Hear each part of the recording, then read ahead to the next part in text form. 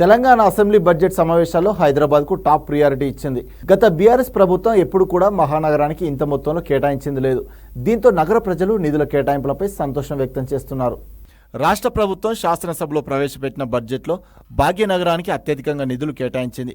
మహానగరంలోని 1.5 కోటి మంది జనాభాకు అత్యవసరమైన అతి ముఖ్యమైన సేవలు అందించే జీహెచ్ఎంసీకి గతంలో ఎన్నడూ లేని విధంగా నిధులు కేటాయించారు. సిటీలో జనజీవనాన్ని ప్రభావితం చేసే వివిధ విభాగాలన్నిటికీ కలిపి సర్కారు ఏకంగా 22,800 కోట్లను కేటాయించడం పట్ల వివిధ శాఖలు సంతృప్తిని వ్యక్తం చేస్తున్నారు.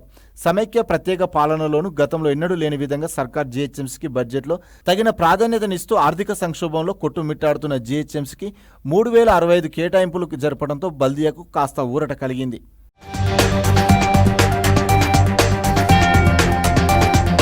వర్తమాన ఆర్థిక సంవత్సరానికి సంబంధించి జీహెచ్ఎంసీకి 5,000 కోట్లను కేటాయించాలని జీహెచ్ఎంసీ మున్సిపల్ పరిపాలన పట్టణాభివృద్ధి శాఖ ద్వారా ప్రతిపాదనలు పంపిన సంగతి తెలిసిందే. జీహెచ్ఎంసీ కోరిన 5,000కు చేరువగా 3,065 కేటాయించడంతో పాటు హైదరాబాద్ మహానగరంలో ప్రత్యేకంగా మౌలిక వసతులను మెరుగుపరిచేందుకు ఏకంగా 10,000 కోట్లను కూడా కేటాయించడం జీహెచ్ఎంసీ చరిత్రలోనే ఫస్ట్ టైంగా చెప్పుకోవచ్చు. ముఖ్యంగా 1.5 కోటి మంది జనాభాకు అవసరమైన అత్యవసర సేవలు అందించే జీహెచ్ఎంసీ పరిధితో పాటు ఔటర్ వెలుపల ఉన్న ప్రాంతాలను స్థానిక సంస్థలను కలుపుతూ ఇటీవల ఏర్పాటైన హైడ్రాకు కూడా 100 కోట్ల నిధులు కేటాయించింది.